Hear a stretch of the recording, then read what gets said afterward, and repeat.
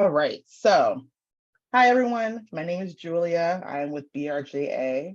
I am one half of the 13th of the month coordinator, so I help put on these lovely events. But I have not been able to do as much this year because I am in school, but I'm excited to be back, particularly with my other co-facilitator, co-host, co-planner, Michelle, who has been just amazing this year. So today we're going to start off with a kind of chill one as I kind of ease back in. And we're going to be doing a film. Look at the next slide. So this is a BRJA film conversation. The film we are going to be watching, at least part of, is called Against All Odds, The Fight for Black Middle Class. You can go to the next slide. So when we were kind of discussing, we had a lot of ideas for the month of May. And with it being, I feel like one of the busiest times of the year for parents, students, everybody. I really started thinking about what's going on with me as of late. And one of the things I've learned with being in school that's really come up for me is my class analysis. So I was looking for a film, and Against All Odds, The Fight for Black Middle Class came up. This film premiered in 2017 on PBS. So about like 6-7 years ago, this film came out, and yet it's still something that's very current. Journalist Bob Herbert in the beginning of the film essentially is asking us, have African Americans had a fair shot at the American dream? Now, from a race analysis, I think that we know that is an absolute no to that question. But I think that sometimes, which I am still continuously learning, is that our class analysis is a really big part of how we engage and work with people on an everyday basis. So what we do know is that many middle-class Black families are still dealing with the remnants of the recession that followed the Great Crash in 2007 and 2008. Nearly 40% of Black children in America are considered poor or being on lower socioeconomic status. And then for every dollar of wealth in the hands of the average white family, the typical Black family has only a little more than a nickel. And so when you go state by state, these numbers can pretty much greatly be very similar, but depending on where you are, they can be very drastic. I believe a few years ago, Boston had done like a whole thing on like how like Black folks in the city of Boston are disproportionate to white people when it comes to like race, money, all these things. And class is one of those things that really does impact us and how we come up. It shapes who we are. So before we get into the movie, I wanted to make sure that we had some questions that we're pondering during our watch. And you can journal. I would invite you to have a piece of paper, notebook, pen, paper, and think about these things. How has class shaped your life?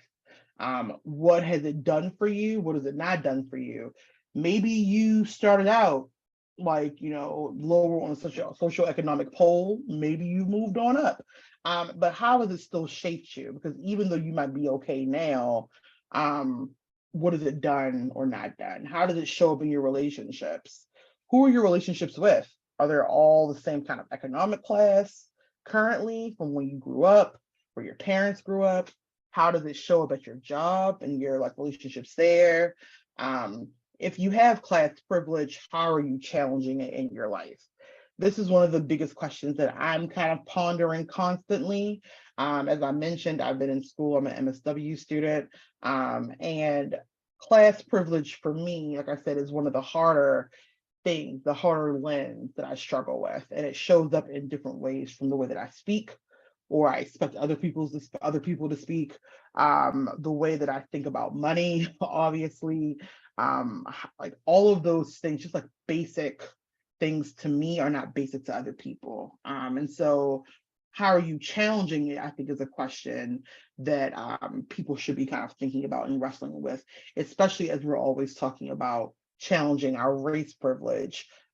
Our class privilege is also important, especially as those things intersect. And as you're watching the movie, what else is coming up for you while watching the film? We might add some questions to this just as we're kind of watching, but I wanted us to have some things to think about as we're just watching this historical documentary. We're not going to watch the entire piece because this is only going till 12:30, but around like 12:05, 12:10, we're going to shut down. The film is on YouTube. I believe we can put the link in the chat. So if you want to finish watching the last few moments of it, please feel free to do so. And it just kind of just goes over historical analysis and tells some stories. But I wanted to make sure that we started here because as BRJA does more events on race and class and other intersections, I do think it's important that we start from the beginning because I get a historical analysis. So, Michelle, did you want to add anything before we get in? I think the only little bit that I want to add is that a lot of times when we talk about class or think about class, a lot of times people, have thoughts around, that poor white people don't have privilege. And I just want us to be mindful that that is not the case. Right. And that it is actually within the intersection of being Black and poor that you typically are going to deal with the most issues in all of our institutions in this country is when you are both Black and poor. If you are white and poor, you are going to have some privilege. So just kind of keeping that in mind as we go to the film. Absolutely. I thank you. And we're going to have Dana start. It's going to take a couple of minutes. She's kind of like finagling all of the Zoom and YouTube stuff, but get some popcorn, get some snacks. I don't know, hopefully not as expensive as the movie theater. And we can watch this and we'll have a quick discussion before we let you all enjoy the rest of your Saturday. Smaller groups. Oh, there we go. Smaller groups can hopefully open up for some really interesting discussions. So I wanted to, I know we had some questions in the beginning about like things to ponder as you were watching and if you were taking notes and that kind of stuff. And so we have Michelle and myself here just to kind of talk about our kind of thoughts. And we would love to, of course, invite other people to speak. I see Ellen, I believe it's off of mute. If you would like to talk quickly or you want to add something. That was random. I didn't plan it. I'm very interested. Thank you so much for the access to that film. I don't have anything to say right now. Oh, I didn't intentionally unmute, but I will contribute. Thank you. it is totally okay. I'm just used to always being on Zoom and having to be like, okay, this person probably wants to say something, so it's totally fine. So, during the event, like Michelle and I were kind of just like texting, like, this is really, important. This is really interesting. And one of the things that I know for myself that really kind of stuck out in this rewatch with you all, my mom's side of the family is from Hilton Head Island. So if you know me, you've probably heard me speak about this. But my mom's family they're Geechee, or you call them Gullah, like the show Gullah Gullah Island. And my sister and I have had a lot of conversations during the pandemic because she did a deep dive into like how my grandmother came to Baltimore, because like all of her family stayed. And the story is that she graduated from college. She was supposed to stay on the island.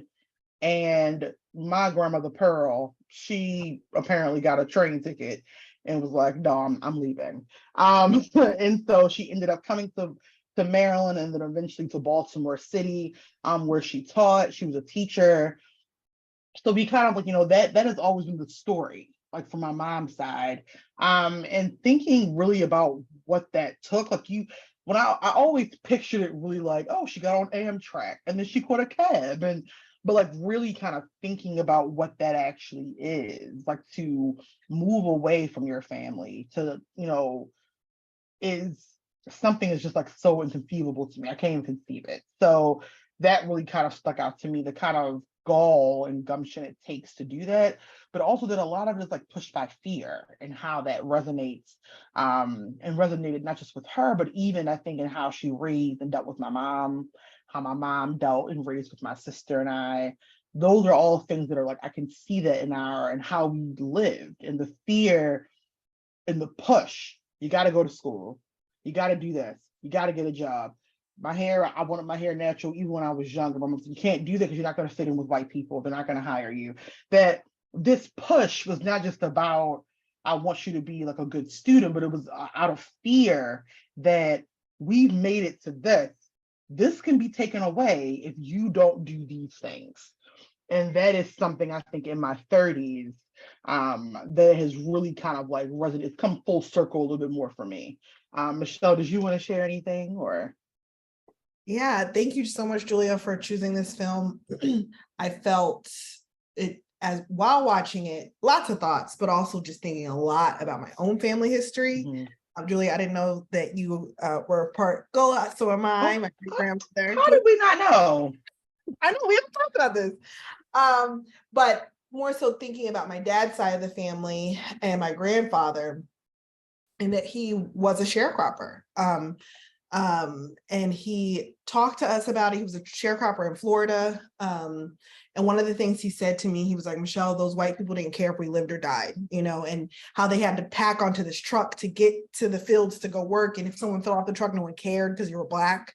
And just so much of my family history coming up and just really thinking about the sheer sacrifice of both of my grandfathers who were determined to try to get us into the middle class. That was literally their life goal. And they both literally worked around the clock. When I say that these men were workaholics and all they did was work for survival. And because they both felt like, I just want my family to get to this next level. And so I was just really profoundly hit by the level of sacrifice, the toll that it took on individuals. And my grandfathers were considered lucky, right? It's not that my grandfathers were harder workers than anybody else's grandfathers. They were lucky. You know, they happened to figure out a way to eke out this little bit of, you know, slightly better existence for my family than some other families, you know? And, you know, so I was raised by two parents who had gone to college. I always knew I was going to college, right? That is a privilege for me. So yeah, just really hit by the family history, the sacrifice, the level of violence that Black people were met with when they literally were just trying to survive, right? We're not talking about Black people taking things from people. We're not talking about Black people using violence. We're talking about Black people who are just, hey, I just don't want to share an apartment with another family. Right. You know, like, and being met with that level of violence and just making me think about the trauma that causes for a community, that we didn't just live through slavery, right? Like these are things we just watched that people are still alive who experienced this, right? So this is very recent history, and what does that do to us as a community? What does that do to the bodies that we live in, to the spaces we move in, to the culture that we live in, to have experienced this level of violence? Yeah, absolutely. Did anybody else in the audience want to share anything? Any thoughts? Becky? Michelle, I was thinking about what you were saying about it wasn't that like the level of violence struck me too, in the film, and sort of what the level of violence was in response to, like you're saying, it was survival, basic, you know, quality of life, and the part in the film that talks about how starting your own business was like created this level of protection. I think is so interesting to see back then, but then also like how that is showing up today when you know there is a lot of support and promoting Black entrepreneurship, and sometimes the white backlash for that, you know, around, well, like why do they need to have their own thing? Like why can't they just be a part of the existing, you know, business structures? I think is really interesting. I think that's still really alive today, you know. Absolutely. And also that like it's still, and here's the reality, like the thing that I was really struck by is considering the time that we're in currently with Ron DeSantis and what is it, in Trump, and kind of the use of white fear. Like, oh, well, like you heard that one lady, like, oh, they're gonna make us marry these Black people. And I was like, that's quite literally not happening. And like what they actually like, this has always happened, right? This is not anything new that we're seeing. We're literally seeing a continuation of these things. Those things didn't go away, when the Civil Rights Act, was passed. It didn't go away when people weren't integrated. If anything, those things have always kind of been not necessarily in the shadows, but kind of building to what we have now. And that, like, even for all of us, like for the white people, for the black people, for other folks of color, we're still all struggling. So you would hope that it would be like, oh, well, wait a minute. This person is struggling. I'm struggling too. And why are we fighting over the same peanuts when there has to be somebody else, right? Mhm. But what, and that's why that race and class analysis is so, so important. Because it just doesn't go away. Like we're so similar in a lot of ways, and yet the fight continues to happen. But it's just pulled out a lot of that for me, and like how political it becomes. Like they're gonna take something from you if Mhm. you don't do this, and we just know that's not true. Yeah. Yeah.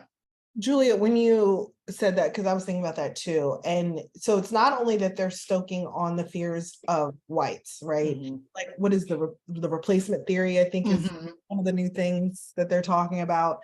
So not, but stoking on the fears of white people, knowing the history of the violence that it invokes, right? Mhm. That they know what they're doing it by design. And that, January, was it January 11th? In the attack on the Capitol. Oh, January 6th, yes. January 6th, that was by design, right? We are stoking on these fears of white people so that they will turn to violence, and we will back Mhm. them, and we will, it will be okay if they turn to violence. And they will not be met with the same resistance as force as Black people are when they're literally just in the streets because a Black person was Mhm. shot, right? That they understand. Ron DeSantis is a very well-educated man. He is. He He's, is. he's He was a history teacher. right. He's very well educated. He's not stupid. So he understands what he's doing and what he is pushing white people, how he wants them to react, Mhm. Trump as well. Right. I think it's really important with the Ron DeSantis stuff, because I think that it's really easy to get into well, he's just a dummy. And it's like, no, y'all, he's not dumb. He was a history teacher. He knows exactly like what he is doing. And to me, that is even more terrifying because he knows what he needs to do. And I mean, look, I give credit where credit is due. He is working the system extremely well, because they are acting as if, well, like he doesn't know. It's like, no, he knows what he's doing, and he is not going to stop at just Florida. So I hope that people are prepared. And when we think about films like these and histories like these, this is why it's really important that he's blocking this, that he doesn't want these stories to be told. Mhm. That beginning story, I think was it Mims, Florida. I learned about that like maybe like 5 or 6 years ago, about that couple that was killed. And I remember I was like, why have I never heard about this? And I was like, yes, of course, like the vast history of this country.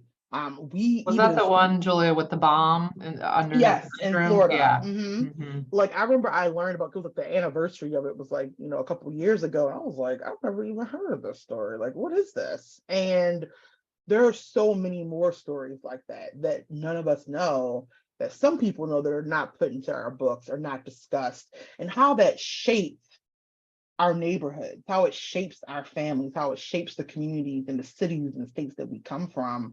And that's real stuff. But here we are. So yeah, that film really made me kind of ponder on that, and how, like, I think a lot more of my mom's conversations, and I think some of her fear-based reactions, and her parenting, it makes a lot more sense. Like I'm like, yeah, well, that makes sense. You're like, I want my daughters to survive. I want them to be able to make it when I'm gone. And part of that was sometimes like, I remember I was telling my sister I wanted to like do like a minor in theater at one point, and she was like, theater is not going to pay. You cannot do that. I was already pushing with the English degree, to be honest with her. I didn't tell her about that, but it lets me know that like that means that some of her own personal dreams, like for her, like she sacrificed those things in order to make sure that we had a roof over our head and food in our bellies, and that we could have like some money in case something happened.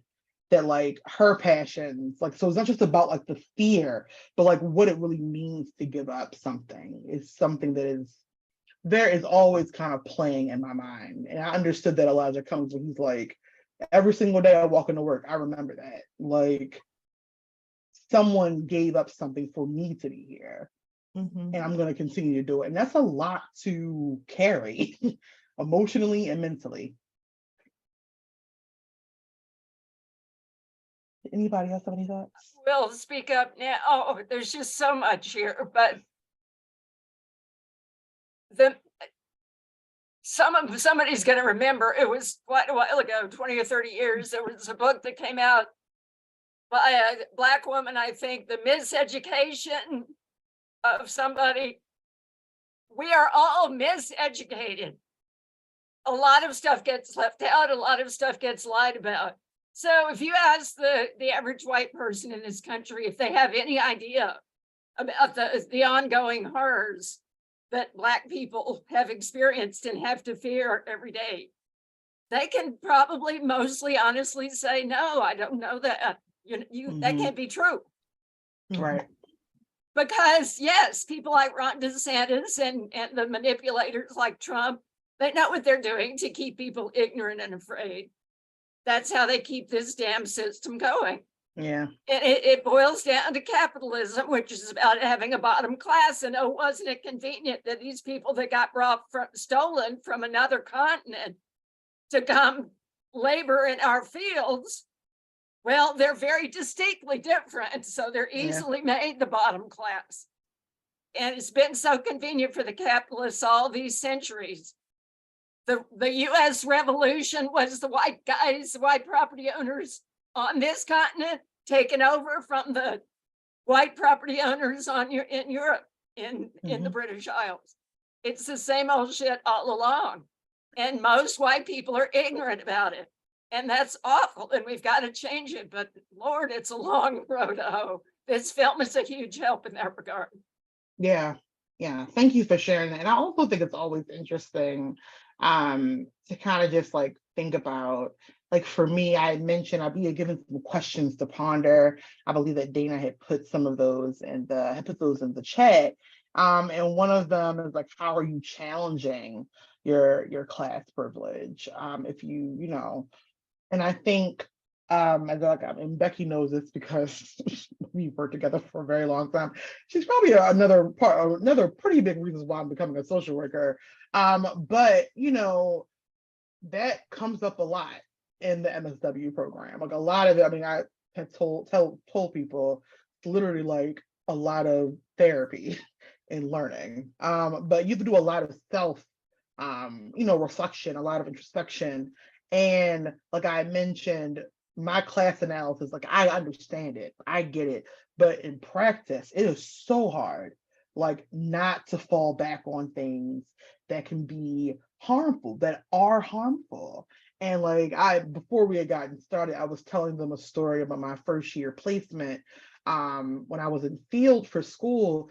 And I was working at Pratt Library on Pennsylvania Avenue. And while everyone looked like me, best believe every single time I was there, Tuesdays and Saturdays for a year, I was inundated with the fact that like, oh yeah, like I have a little bit of money, and it was like coming off of me where people knew, because they would be like, well, how do you know? Like, you're trying to tell me stuff. You can't educate me on this. You don't know about this. And like, yes, people might be able to bond over some race stuff, but honestly, they saw my class first. They were like, the way you talking, the way you showing up, even the role here, like there's something going on here and we are not the same. And it took me like a lot to really like, even like I said, even though I knew, I was like, wait, this is something that is going to come up this is a challenge for me. And so just like I usually would tell white people in these trainings, I do a lot of shutting up in that space. I was like, let me just be quiet. Like, let me be quiet, let me listen. And it's hard to do that. So shutting up for me, and particularly in certain spaces, has been really important, and recognizing that also, like, the fight to the middle class, like, not everyone is necessarily like, why are we fighting to get there, as opposed to what do people need in their neighborhoods? What do people need in their homes to be sustainable? And I think that those are things, like, because not everybody was trying to get like me. They were just like, I just want to have my job, my family, and my food. Certain stuff, like, this extra stuff is really not needed for me. Later on in that film, they kind of get into like the kind of, they mention like the boule, the links. They talk a little bit about like Black sororities in that space, and those are all spaces that my family has occupied, have been in, and what that does, like how that, feeds into, I think, sometimes the negative ways that we treat each other, when you do have class differences in the same race. So, Michelle, I'm not sure if it's any different or like similar for you, or. Yeah, I think for me, growing up, it was, mind you, we were lower middle. Yes. I was in a family where it was like people made sacrifices just enough so you could go to college and you could live in the suburbs. Like, Yeah. got a car, went to college, you could live in the suburbs, we go on some vacations, but we didn't have money. Right. Right. Very lower middle is how I grew up, right? But I would say that for me, I think a point that things really started to change for me, honestly, was Trayvon Martin, right? Because it was this false feeling of, I live in the suburbs, I have a college degree, and I have a decent job, and I drive a car, and if I get pulled over, I know how to talk to police officers, and I'm not like other Black people, right? That is really a thing that I thought, right? And so I'm okay because I don't live in the hood, And when Trayvon Martin happened, it was like, wait a minute, this was a family that looked similar to my family, and this boy was literally murdered because he was walking home, right?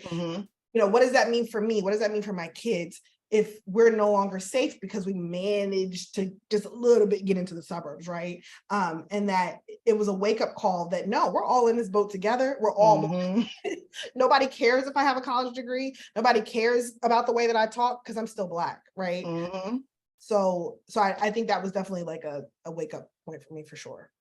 Absolutely, yeah. Trayvon Martin's family, I was like, yeah, like because they like, he was like literally walking in a suburb pretty much, and like, and it's I do remember being really impacted. I think, and also like shocked. Like, I knew, like I said, it's always the moment of knowing and then like truly knowing, like, oh, this is not like they killing kids. Like this is not the police who did this. Right. This is someone who thought they, so like, oh, like we're still dealing with this, like really, really. And like those things are, it's a wake-up call that you wish like you could live in the in the fake world of like, oh, I'm just safe because I have some money. And it's like, it doesn't even protect you. Right. So like, why are we fighting with this? Becky, I saw you go off mute. Yeah, you both talking about your wake-up call was making me think about, well, first, Julia, I was sitting there thinking about the library and the story you told about the library. And we I feel like it's reminding me somewhat of how a lot of oppressed communities, like it's like they're used to seeing the white social worker come in and like do the service, but when somebody's different, it's like, wait, no, I'm not really sure what you're about here. So it's almost like a mistrust is even stronger. It is. It's very real. But then the other thing I was going to say is about the wake-up call. So I was born in Louisiana, and a lot of my family, my mom's side, still lives in like Baton Rouge area, and my dad is from New York, and so when they got married, they moved to Baltimore for a job when I was like in kindergarten or a little bit before kindergarten. And so we would go back, regularly, because talking about like pulling my mom out of the Deep South was a big shift for her. So we went back a lot to spend time with family. And that was really one of the first times that I sort of saw this racial dynamic happening in the South when I was a kid. But you know, my dad had gotten a job that sort of pulled us class-wise, you know, higher economically than a lot of my mom's family that still lived in Louisiana.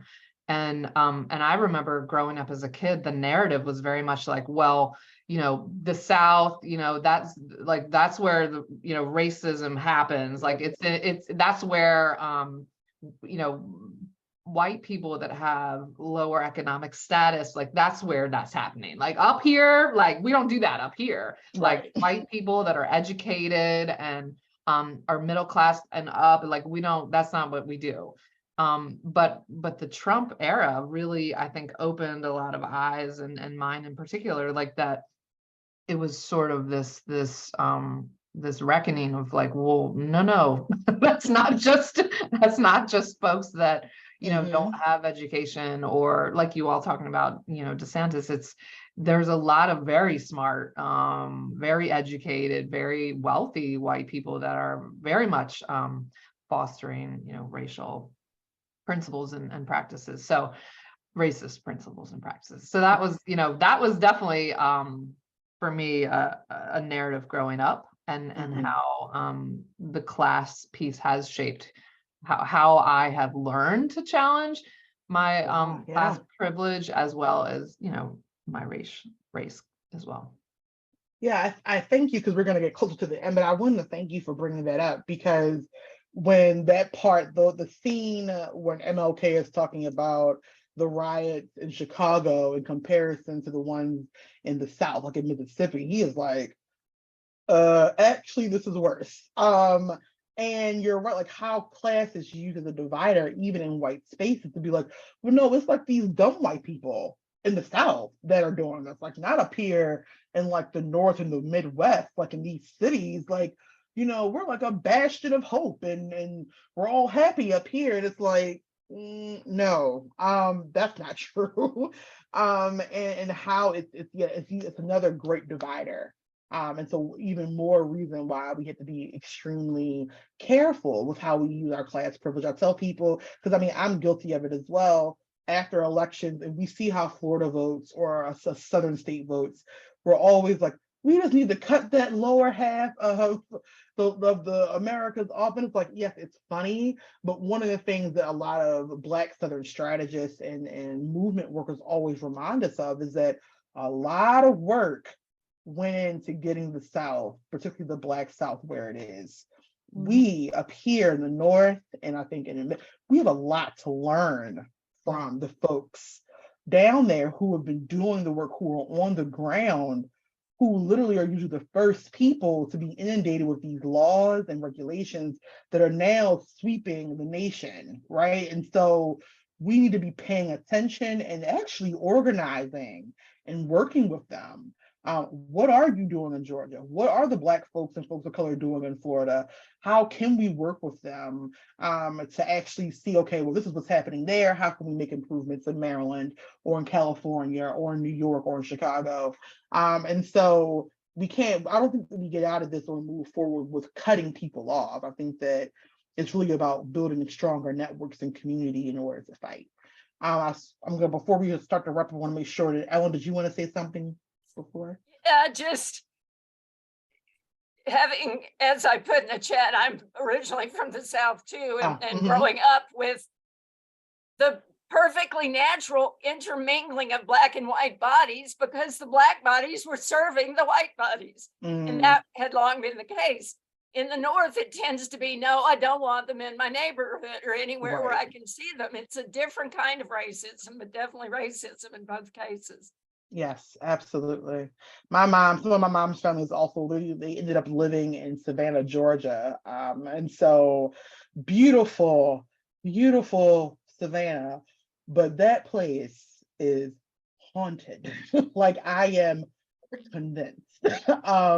I mean, like, and not, I'm not, I mean, it's history there, but it's like certain places I've been as an adult, like Memphis, I feel like it's also haunted. Like you can feel, I think, that history there. That history is so pertinent to the culture, like even like, as you're walking around now. So absolutely the racism, like it might look a little bit different, but it's still the same. It's still the same end goal, and the class that pops up, like how it's done, like class is used as like, well, no, of course I don't mind the Black people. I just don't want them like living here. And like I can call the cops on them, or no, it's a disturbance. Like, it's, one of the things I would love to talk more about is how, like what white culture does in neighborhoods, like the silence factor, and why they always feel like, oh, well, they were banging their drums. And it's like, yeah, that's what happened to this neighborhood. And like in DC, like I will love to talk more about that. But yes, like it is all like the same kind of roots of the same poisonous tree. And I'm gonna wrap up by just saying that while we didn't show the whole film, please, please, please, if you can finish watching it, it is a good watch to share with people, just to kind of like ponder, like, what does it actually mean for me? What does it look like for me to challenge or continue to challenge? And how can we, use these lessons and these histories, both positive and negative, to shape new strategies as we move forward? Because I think as we're kind of I think we're looking for a fight in the next few years, honestly. But that means that we have to get over some stuff, that we got to make some headway on our own kind of personal privileges and thoughts around them. So I want to thank you all for your time. Before we leave, I'm going to ask Dana to share that slide. I'm not sure if folks know, but next month, BRJA is in celebration mode for June. So this is our 20th anniversary, so we're turning 20. Yay. Can't drink yet, but we're almost there. And so we're gonna be having a racial justice trivia night. And the funny thing is, this is gonna actually be in person at Red Emma's Coffee House. Registration is on Eventbrite. It's going to be on Tuesday, June 13th from 7 p.m. to 8:30. So I hope that folks are able to come out. And we're also going to have another event online the next day on June 14th. And we're still kind of hammering that stuff out, but that will also be up. And so I want to thank you once again. If you would like to donate, I think that's the next slide. You can certainly donate you can use the QR code to support us, supporting our work financially. And we hope that we see you at Red Emma's on June 13th and or on June 14th for our online event, which will kind of be like a history of what is our next steps as an organization, as BRJA. So we're hoping you all can come out to that. And we thank you for coming for our kind of Saturday movies. I always enjoy a good documentary or film. So I love talking about these things. Becky, thanks for coming. I feel like I got the chance to see Becky twice in the last few days. And Ellen, thanks so much also for attending.